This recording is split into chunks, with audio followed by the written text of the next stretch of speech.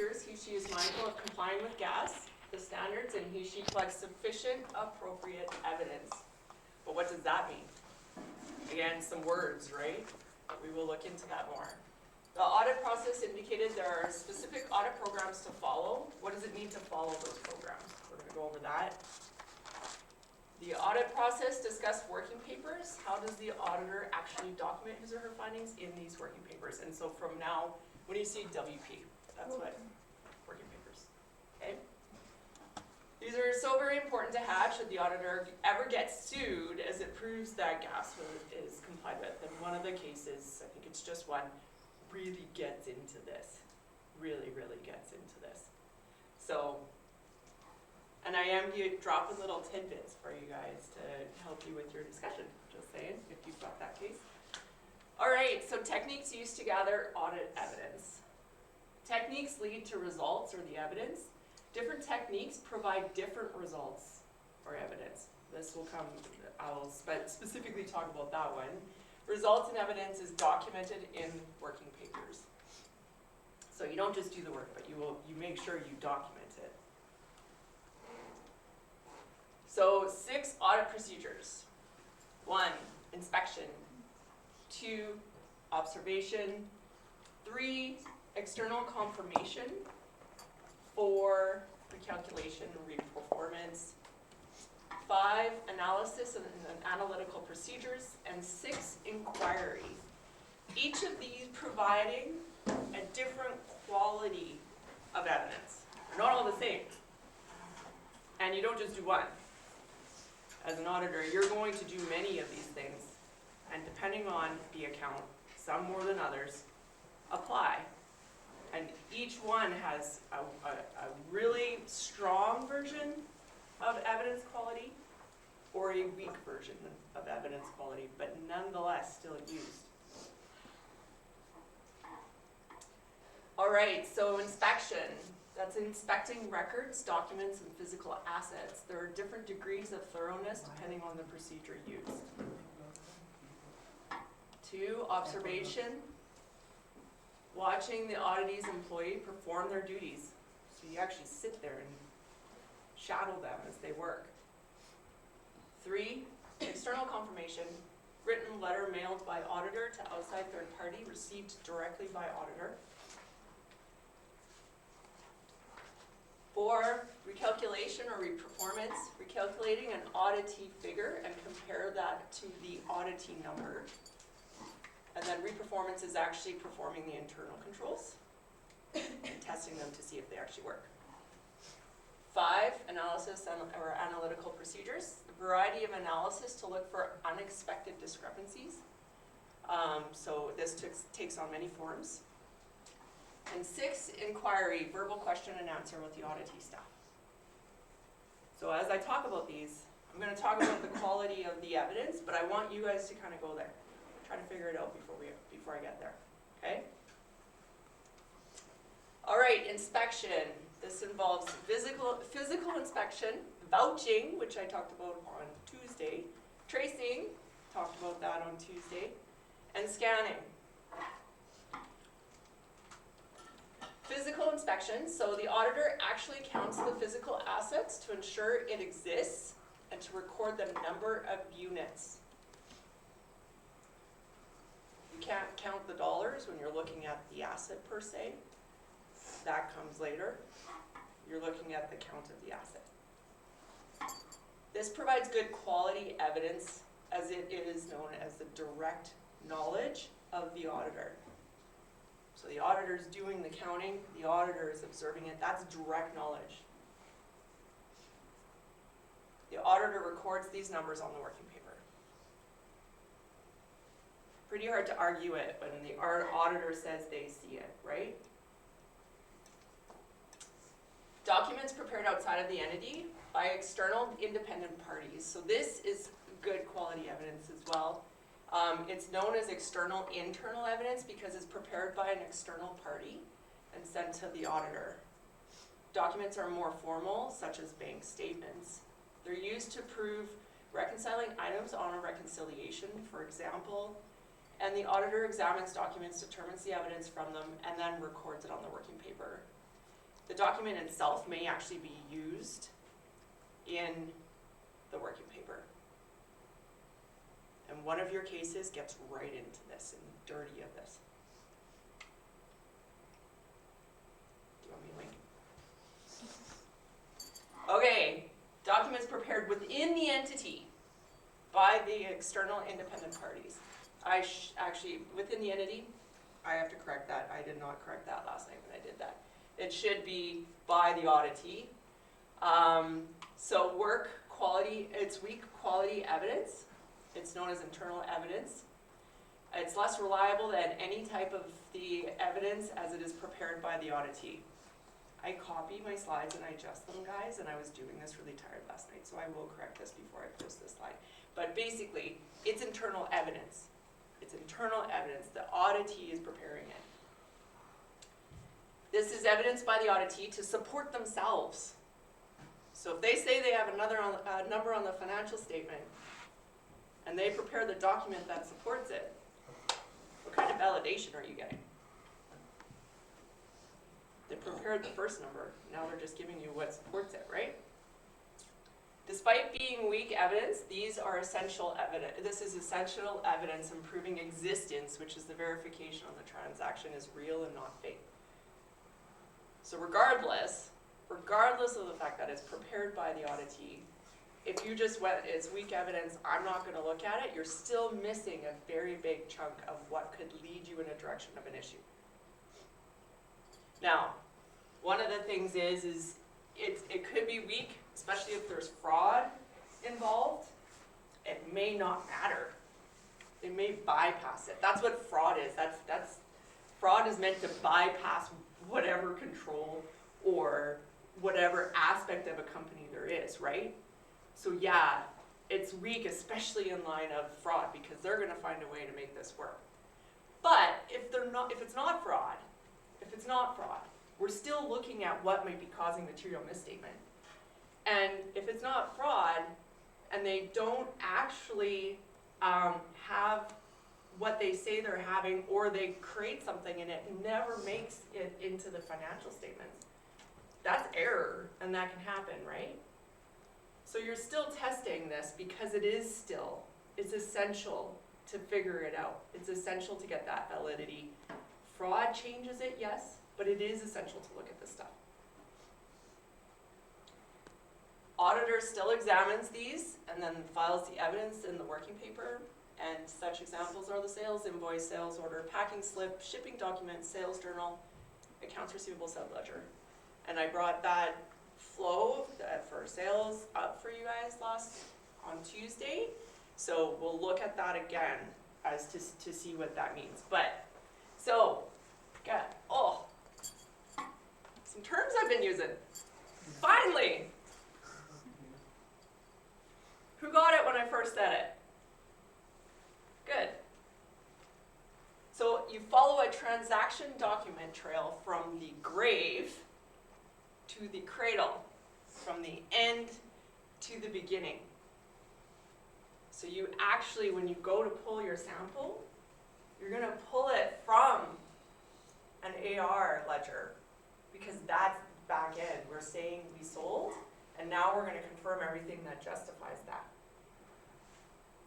And you're going to go to the sales order, which says that that actually happened. So looking at this is what I had up on Tuesday that I really zoomed through. This is going through the process, right? You have your AR subledger, you have your sales order, it starts here, should, and then it ends here. So for vouching, you start down there, you pull your sample from the GL, from the AR subledger, and then you test backwards through these internal documents. These are internal documents, right? And you make sure that it starts there. What we're saying we did exists. So you follow a transaction document trail from end to grave or grave to cradle. It's backwards to the source, but the auditor is checking names, dollar values, quantities, and dates on each document to make sure they agree. So validity of the accuracy along the way, but you're starting with one, you're making sure that that customer exists all the way to the beginning. So it proves the existence. It does not prove completeness. Can you see why?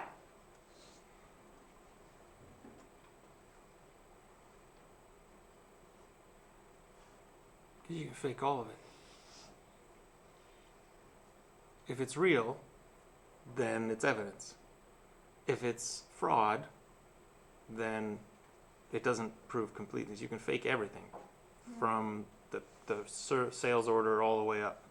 There can be somebody right at the top with super user access putting in all that stuff. So it's not evidence that it's completely perfect. It's just evidence that it's possibly evidence. Can you have notes, right? You guys all have notes from Tuesday? Can you go back to your notes on what completeness and existence are for me?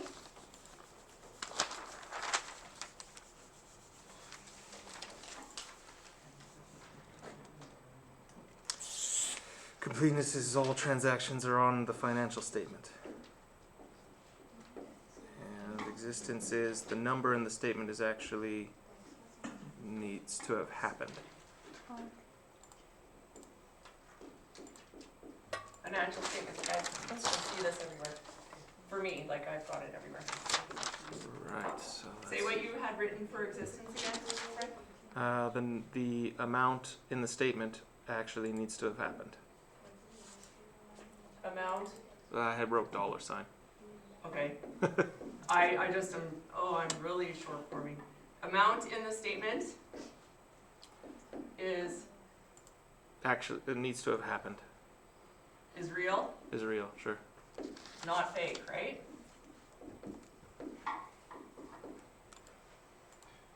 Okay. So, you're getting there, and you're not wrong. But we are confirming this.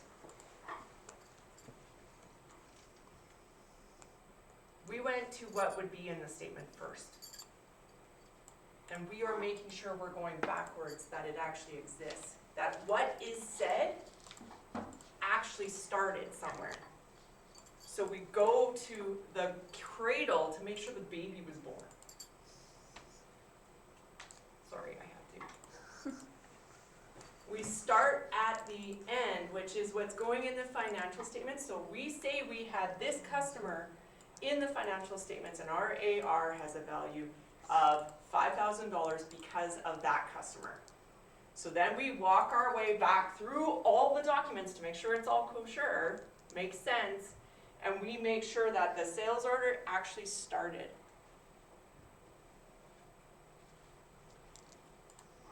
If we start at the financial statements and try to prove completeness, the issue is it's not there. So if you start at the financial statement, you're not getting it because it's not there. Completeness is the risk that the item is not in the financial statements. So if you always go to the financial statements, you are always assuming that it exists. And you're going to miss what's not there. So it is not proving, if you pull from the financial statements, you don't know what you don't know. That statement comes into play here because it's not there. So if it's a risk that it's not on the financial statements. So if something starts out as a customer, they sold this, and poof, we somehow write it off when it shouldn't have been, or somehow we accept the cash for that customer and we get rid of them, something, it's no longer going to show up on the financial statements because we don't have the balance. But we should. But if you go to that financial statement, and you go to look for that guy's balance, you won't find it, because it's not there. So completeness is that all transactions are represented in the financial statements. Existence is that all transactions in the financial statements are real. I'm having a hard time coming up with an example where something is not on the books at all, but is therefore and is also material on the books. So I can't come up with a concrete example of that. So you're struggling with completeness. That something got forgotten or missed. Yeah, so I'm thinking like someone at a warehouse takes an order, doesn't report it, and there's no record of this thing showing up in the warehouse, and then that thing leaves the warehouse for cash, and it's totally illegal.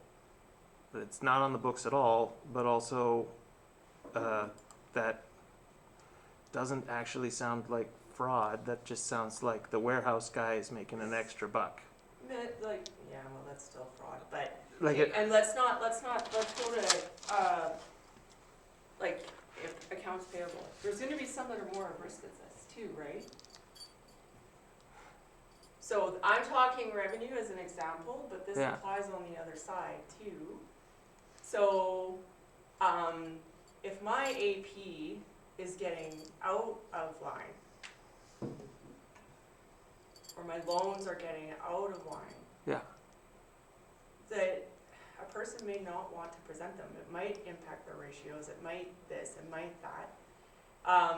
But if we take away fraud, and like the systems now definitely help with a lot of this, right? they don't want. So they don't want loans to show up on the financial statement. So they put them where? They just have bank accounts that aren't connected to the company at all? Like that aren't actually on the books? What case do you have? Satyam, Price Waterhouse. Okay.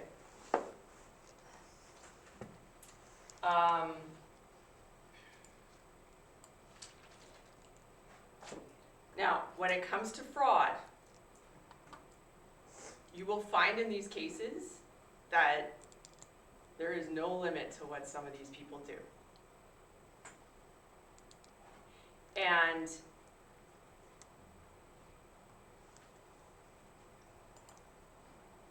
they're more, the one in particular is definitely more existence, winking. But when it comes to completeness, it is more that, like allowance for doubtful accounts really impacts that one, but that's not, you're making sure that the sales order happened and it ends up on the financial statements, whether it be through an allowance or through the AR, right? Receiving cash on behalf of a customer, the AR is still gone. The fraud is that somebody pocketed the money and the cash doesn't sit in the bank.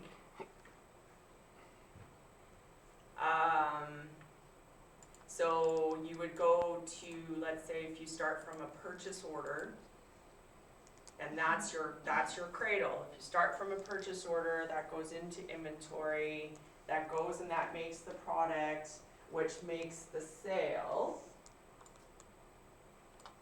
And so if that product never gets used to be made, the costs are still there. And so that too will become onto the financial statements likely. But again, unless there's like major misses inside this process, and like go to the purchase order side. So something's done wrong. This is partially done, like half done, done in a way so that by the time it gets there, it's not there. Depending on the controls, a lot of, no kids in the room, a lot of shit can happen inside of this process to this process, right? Depending, error or fraud. So you're going to make sure, you can't just do this one way, because I do a sales journal that makes it look not as big, or I do an expense journal that makes it look not as big. I make things smaller than what they actually end up as. So you have to go both ways to actually say that this process works, because it does go this direction.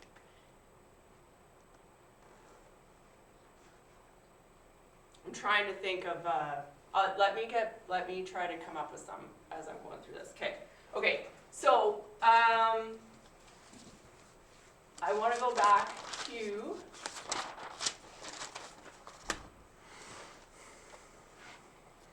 this guy. Different techniques provide different results for evidence. So we talked about vouching, right? And vouching, the auditor is checking names, dollar values, quantities, and dates on each document to make sure they agree. So start on the back side and make sure everything agrees all the way back.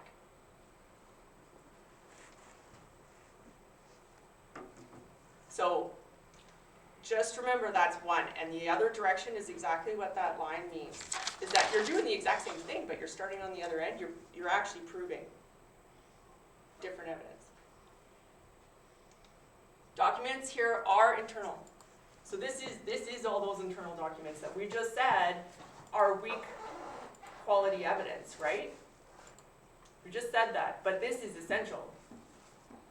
You can't just assume they're weak and not actually look at the documents that provide to the financial statements, right?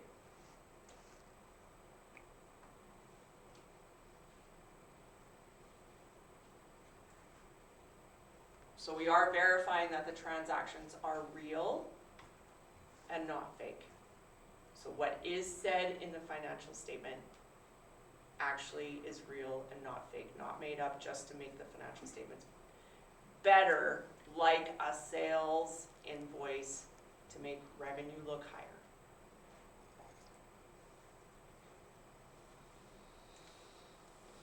So, the exact same thing, I'm going to flip it around.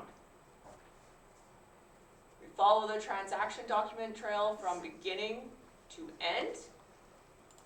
We start from the source and we go backwards. Or forwards, I guess. So we start up at the sales order, and we make sure that it was actually shipped, that it has all the slips, the bills of ladings, and everything that goes along with it.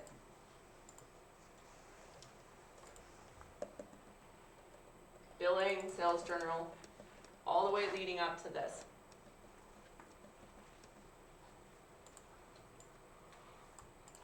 And so, again, this is revenue, but purchase order, we say we purchased something, we get it, but we don't record the AP. Because we want to keep our AP down. Again, systems are really helping with this. They provide way more controls than what anything manual has been, but you learn to bypass it, or a person is a super user. You can get rid of some things. So now you're going down to the AR subledger in this case. And what does this provide assurance on? If vouching is existence,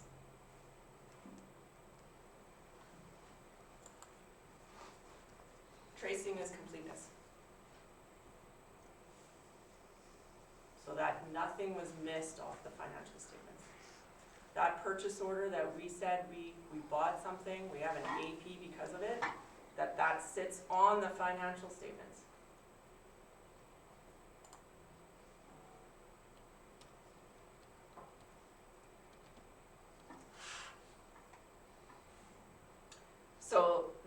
here again is checking names, dollar values, quantities, and dates on each document to make sure they agree. So we're doing the exact same thing as vouching. But we're just changing our direction. We actually changed where we picked our sample from.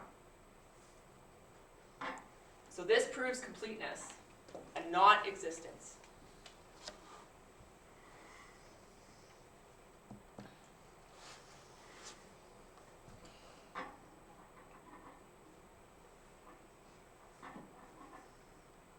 So if we pull from here, we're pulling for everything. Now there's a risk that just it didn't end up in any sort of document whatsoever, right? But if you start with the sales order and you end up with truly honestly at the financial statements with an accurate transaction, and you're now doing multiple transactions, then it's deemed to be complete. If you start at the financial statements and you work backwards, it deems to exist. Exact same testing, just done difference of where you picked your sample from. If you can't make it to the end of the line, or if you can't make it to the beginning of the line, with everything correct, you've got an issue.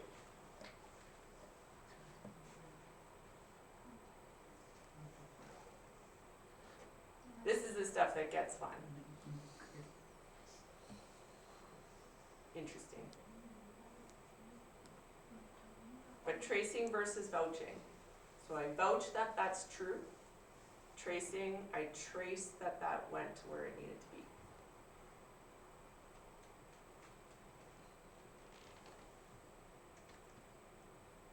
So again, the documents are internal. Auditing documents, again, this is providing weak quality evidence, but you gotta look at it because that's what's there. That's what sits behind the financial statements. Yes, it could be fabricated to make it look like it's kosher. Yes, it could. And one of your cases covers that.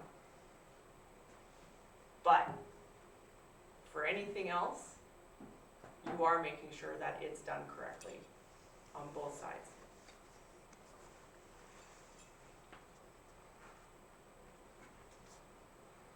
And the fourth one of inspection is scanning. So the auditor is actually taking a quick look with the human eye or software for abnormal or annual transactions or balances. For one example here is the high dollar payroll checks to certain employees. In the case of my fraud investigation, I have talked about being an Excel person, and so I actually created formulas that could find these anomalies in VIN numbers for me, for repeats, for changes of VIN numbers, things to cover up things. So again, it's a quick look, but when you have something in place, of course you get a lot better view than just eyeballing, but eyeballing still applies for some things. If you walk into a warehouse and they say they have 1,000 bags, like totes, will say Simpson Seeds, I have 1,000 totes of grain in the warehouse, and I go out and I can see 10. That's a quick look.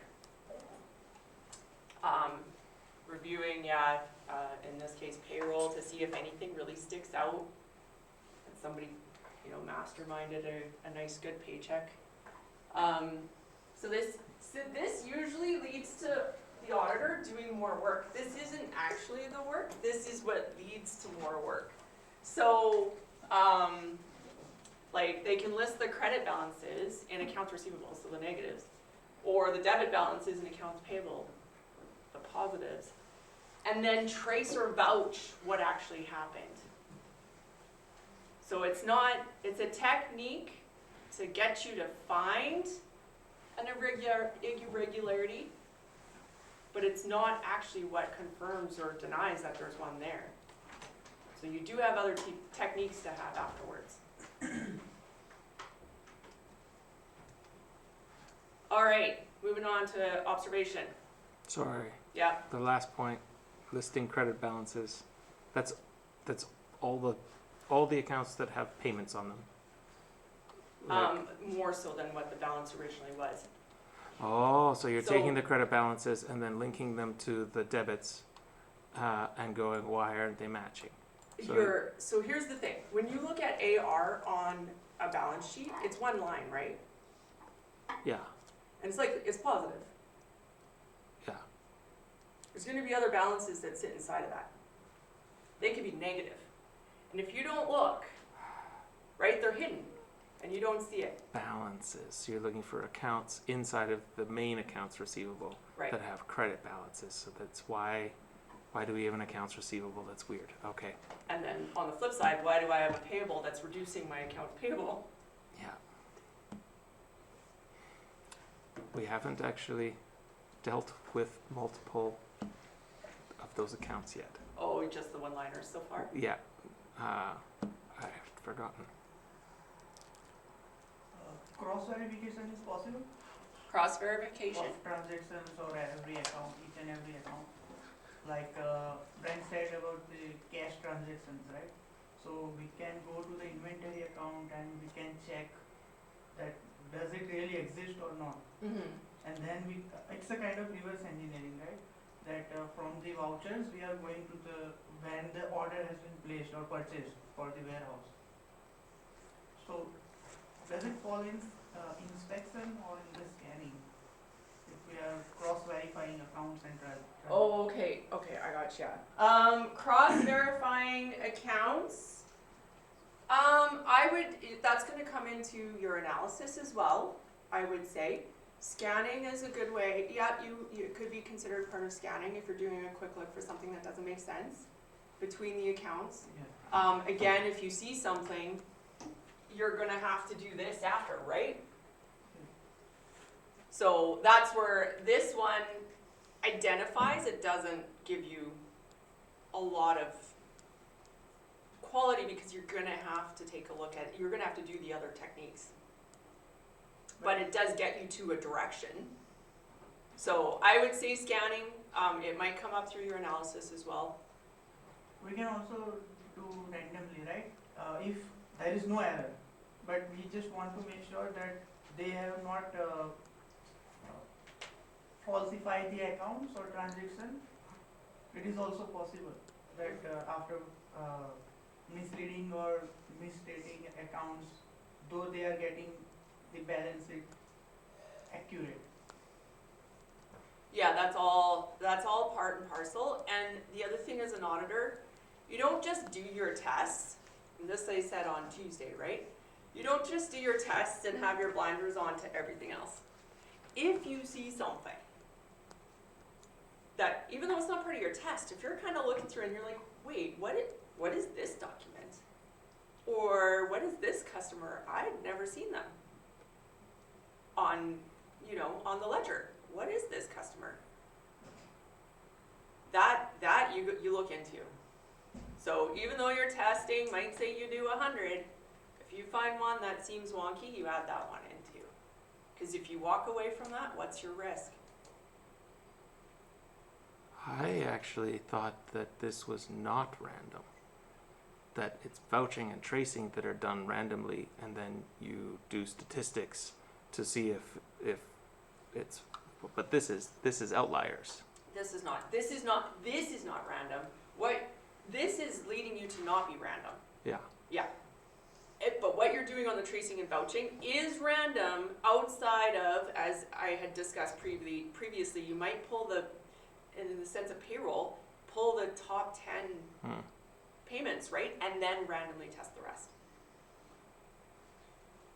This is not random. This is you're actually keeping a good eye out on things. But it is part of your process. If you manage to do it in a different, like you're doing something else and you see a quick look of something that's not looking good, not correct, then you investigate that too. And if we kind of look at it, so yeah, you're doing, remember what that opinion that we want to make is, right? Whatever we say, we wanna feel good about it. Like, and as auditors and CPAs, like, should have a real strong moral base, right? Until you're speeding. Side note. I can't seem to kick that one, so.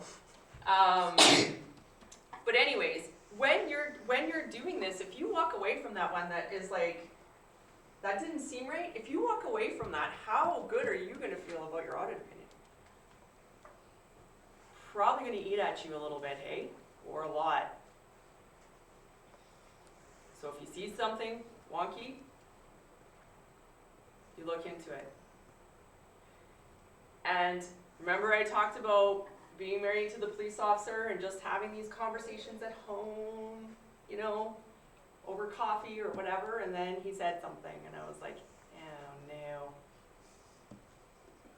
no. I didn't have to look, I heard. And it just happened to be that, you know, it was in my own home, but I couldn't walk away from that. So, scanning, different aspects, different things, but that is on at all times, if you ask me. Okay, now to observation. So the auditor watches the auditee's employee perform their duties. So are the internal control processes being followed? Is the process broken at any point? An auditor records observations in working papers. So you'll remember that one where I said that there should have been approval of that transaction. The system should have forced an approval. It should have been part of it. You should see it when you do your testing. And we find one that doesn't. If you're watching this person and they push something through, and you need to know what the controls are, right? And there is no approval, that's where you're getting at here. It's not just the testing, it's the observing too. So if you see them do something and they should, if by all accounts you thought that there was a control there in the system, for example, you're making sure that the processes are being followed. Is the process broken at any point? That's system generated control. Now let's go to segregation of duties. Like if that person walks around the office, does the sales invoice, receives cash in hand, also accepts some product, there's a lot of cover up that could happen there. And no one else is approving the check and they're writing it, right? Or they're putting the EFT into the bank. Now that's extreme. But that's what you're watching for. You're watching for these internal controls actually being in place, like you've documented them to be, like it was said that they are. And you record them in the working paper whether you find something or you don't. So, is the accounting clerk handling cash, and does this cause a segregation of duties issue? Is the inventory count done accurately or in a sloppy way, making it hard to know? So you go in to do an inventory count of some items, and there's literally stuff rotting off the side of the rack, let's say for grain. It's poured in places, and they're like, yeah, that's roughly 1 tote, right?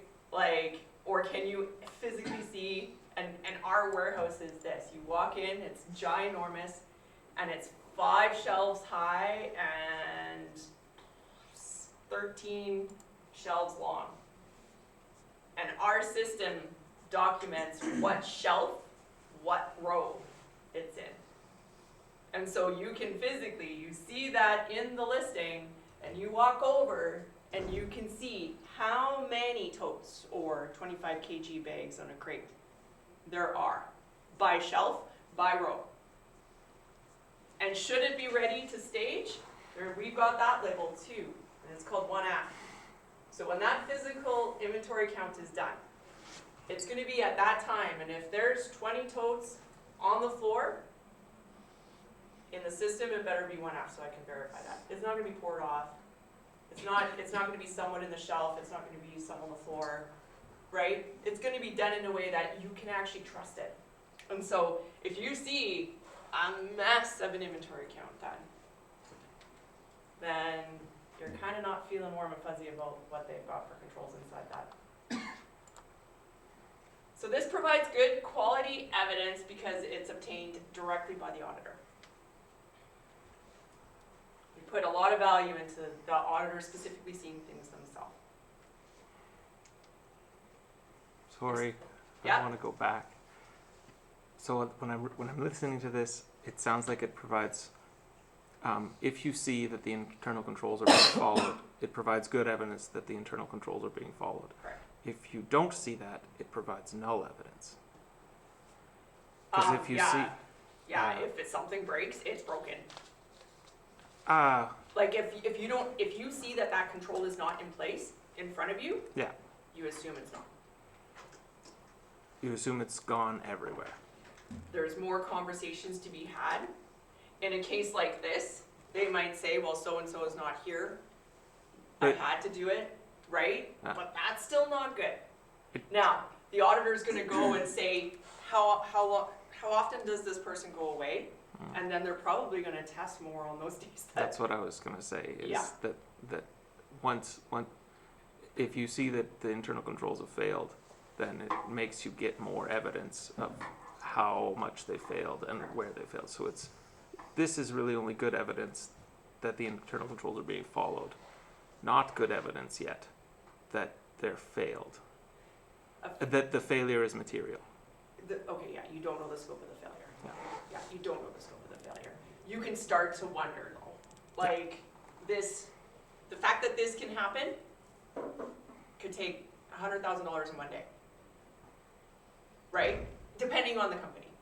But if it's a smaller company and they can't, that's still going to be material likely, right? So it depends on the company on what sits inside of that. But yeah, you don't know the scope, but you do have a problem. That's an internal control break. You just don't know the total. We're going to talk about how you pick which people to observe.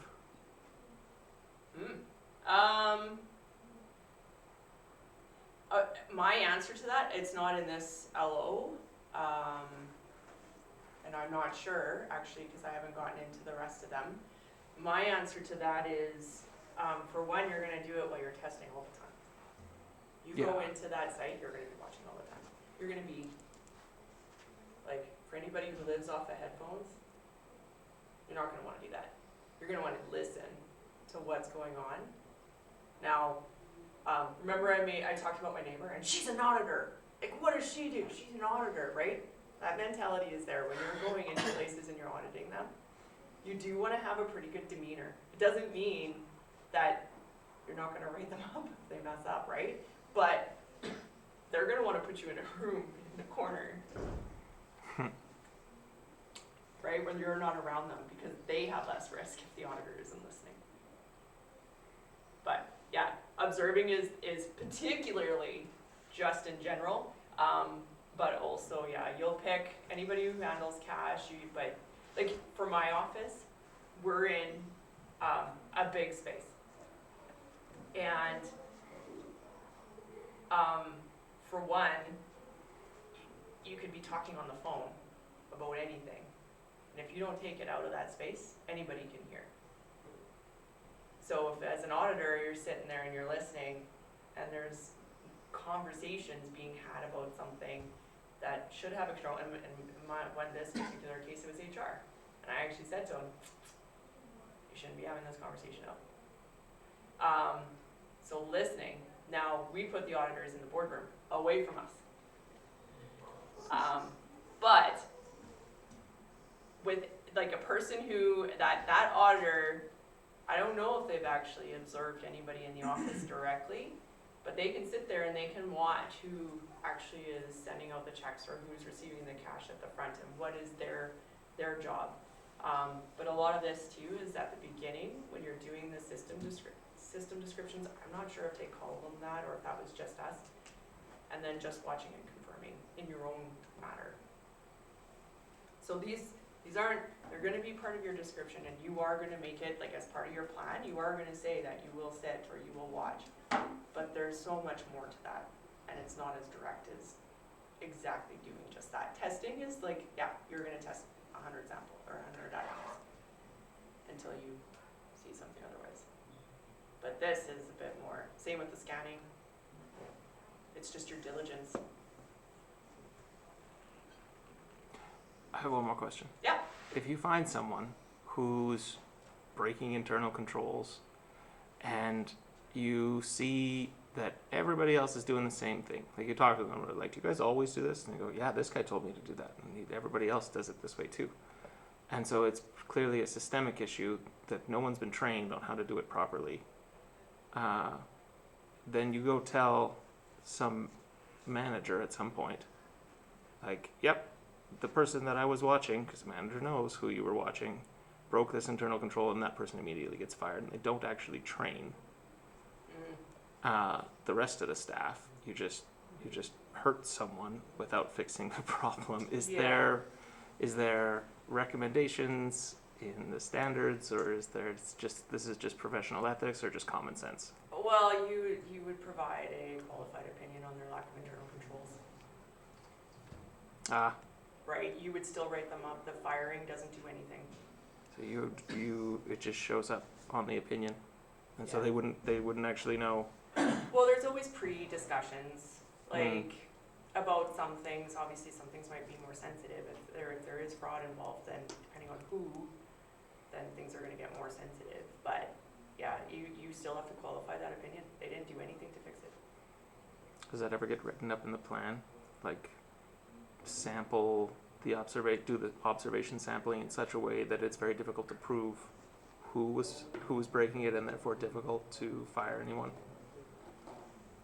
If you wrote that up in the audit plan? Yes. So like we are choosing to do the sampling in such a way to give that if we had to give an opinion, that the management would not be able to fire someone, that they would have to fix the problem, or it just doesn't get talked about.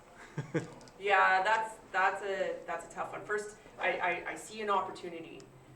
Do you remember what the audit risk, like IR times by CR, which is what you're talking about, times by DR? So first of all, because you've labeled that control risk as really, really high, you're going to be coming at it with a whole bunch of testing. Right. Okay. So you're testing it like mad. Now, if no errors and no issues come out of that, then you're going to say that the statements are fine, but you're still going to say that they don't have controls.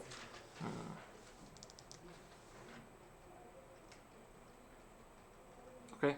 Good? Okay. External confirmation. We've talked about this one a fair amount. What are we at for time, guys? You know about the blanket ceremony today? No. It's 10. I thought it was 9:30. 10.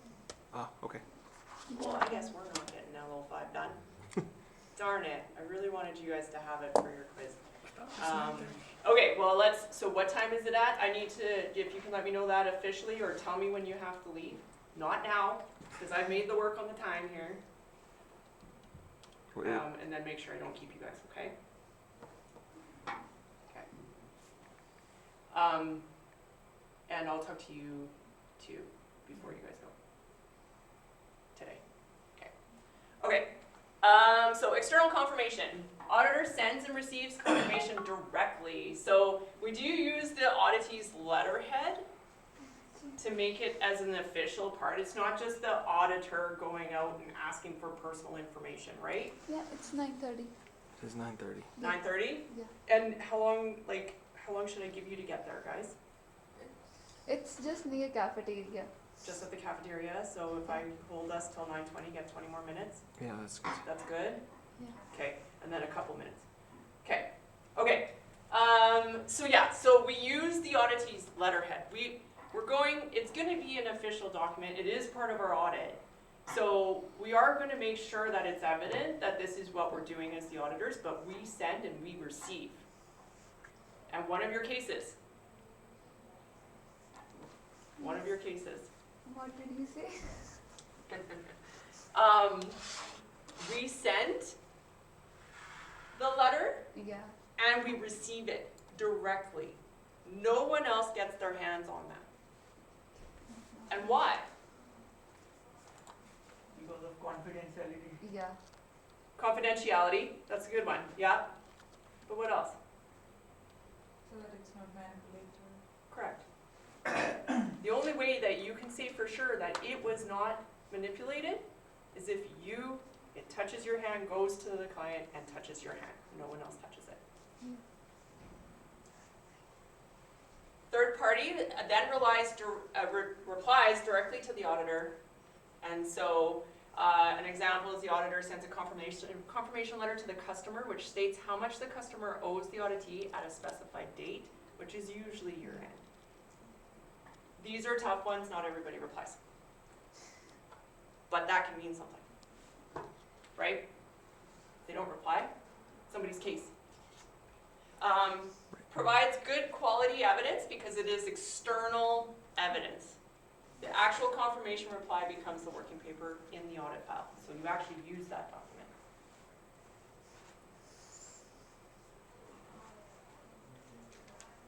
All right, recalculation and reperformance. So the auditor recalculates a number, and they reperform an internal control. So they will do both.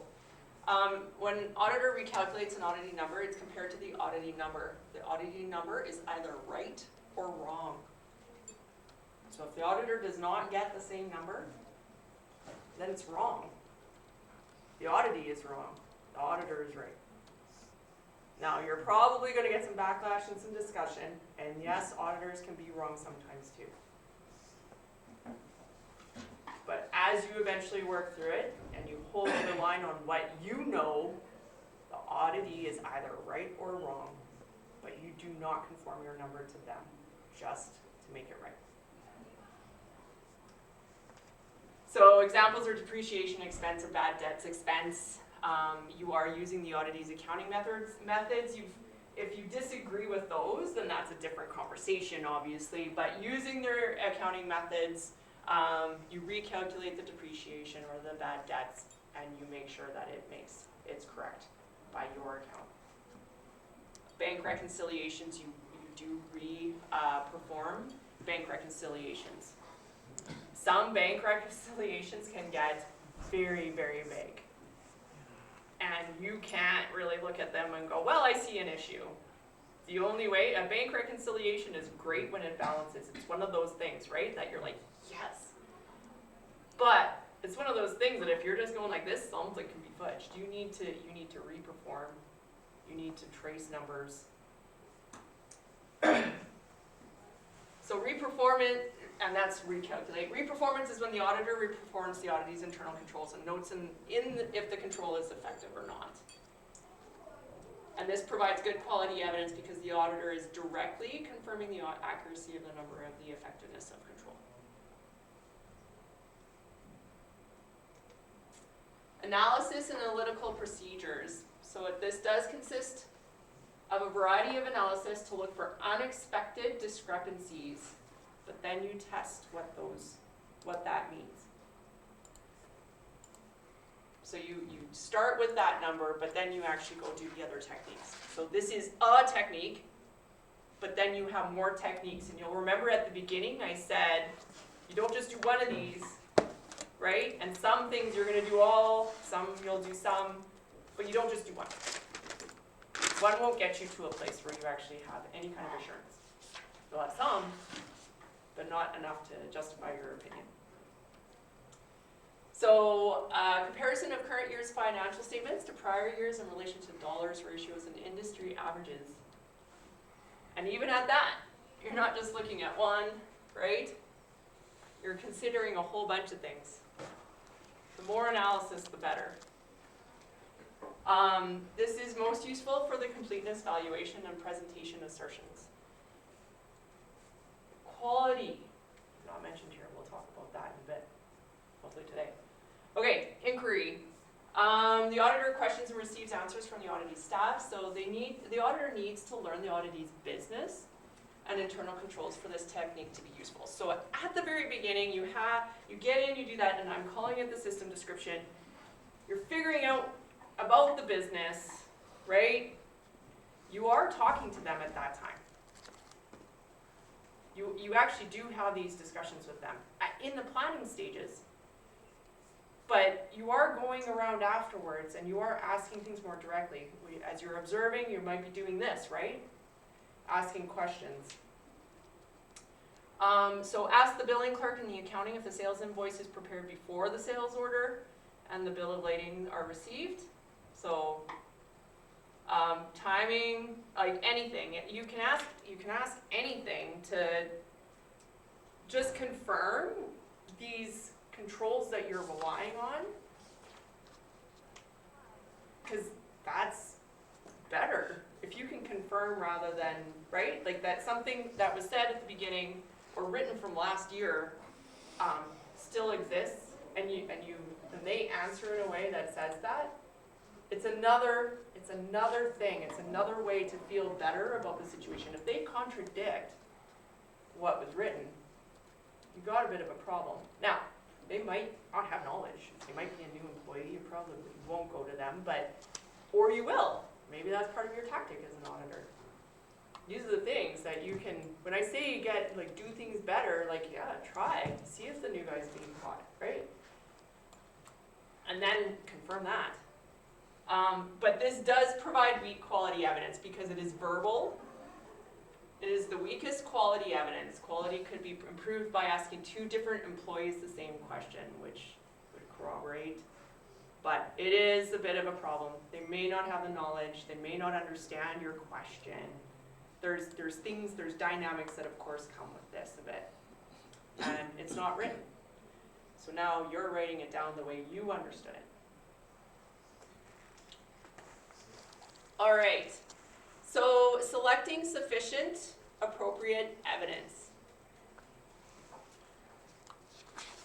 Appropriateness of evidence. This is the measure of the quality of the evidence. So the audit report must be defensible. So what you do have for evidence really needs to be quality. It can't be, you don't want to end up in court and you have evidence that doesn't really prove anything, right? It doesn't prove what you're saying that it did.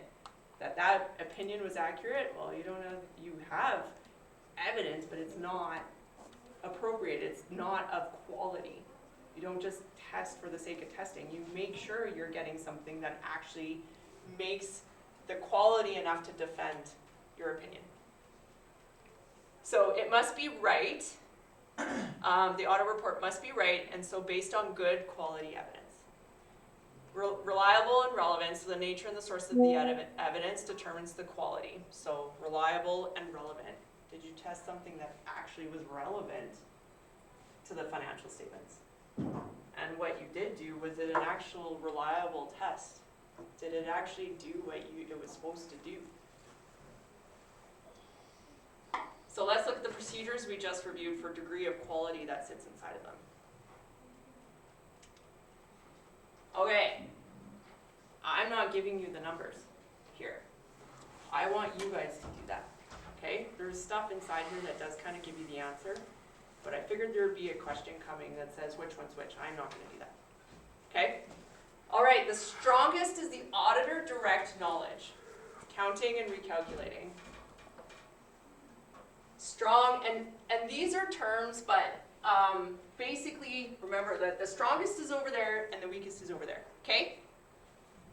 Okay, strong is the external, which is the documents that are outside of the auditee and sent directly to the auditor.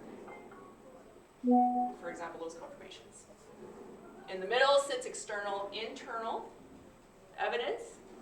Those are documents outside of the auditee, but used by the auditee. So bank statements in their bank rec. Somewhat weak is internal documents. So the documents created inside by the auditee. So those journals and sales invoices that we hashed out earlier. Getting closer to the weakest is the verbal, the auditee verbal, auditee written. I think I've got those backwards on the weakest here, so I will correct that. And analysis sits there as well. And you're using the specific data the auditor has verified fairly reliable. Usually the risk identifiers, it's a risk identifier, it's not your hard evidence, and that's why you have to test more. It's a risk identifier, that's it. But this is becoming much more recognized as a valuable tool for auditing. Because you do get to see those risks, and what's driving our audit? What's driving the work that we're doing? Risk, right? So it is becoming more and more, although it's not actually evidence, it's just pointing you in a direction to do more evidence. But it is becoming more and more valuable. Sorry, I have a question. Between external and external internal, I'm not sure the difference. Okay. So I know what a confirmation is. Yeah, no, that's fine. So, a bank statement, Right. the auditee gets it from the bank. Yeah. And they use it for their bank reconciliation. So when you go and you look at their bank reconciliation, they're gonna have the bank statement there. They get those every month. Yeah. They've had their hands on them. Oh, they're external internal because they didn't come from the bank. They came They from the didn't go directly to auditor. the auditor. Okay. Yeah.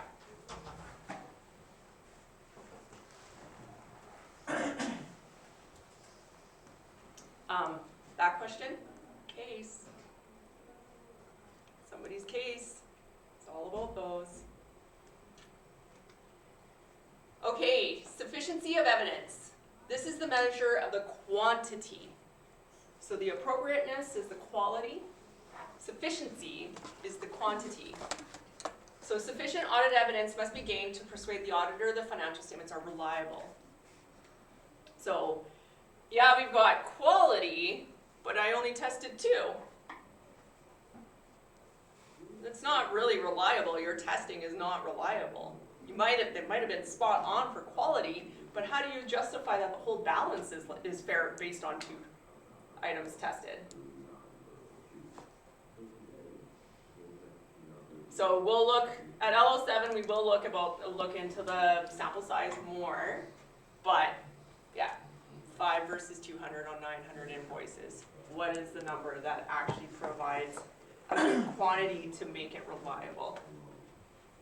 Oh, you can't use t-tests for this. Statistics. No. I know you want to touch into I statistics, know you can't do it but you because don't. it's the opposite thing. I did not realize that. That's why the statistics is not used here at all. We don't tap into like statistics class at all. And it'll be generated inside your audit program too. But you're gonna pull out the dollars, the high dollars, you're gonna pull out things that are risky, and then you're gonna look at a random sample of the rest. But at the end of the day, yeah, you wanna be able to test enough to say that it can't happen on 900. You're missing variables, I think, in the end, depending on the company. Well, no, so a t-test tests whether your hypothesis is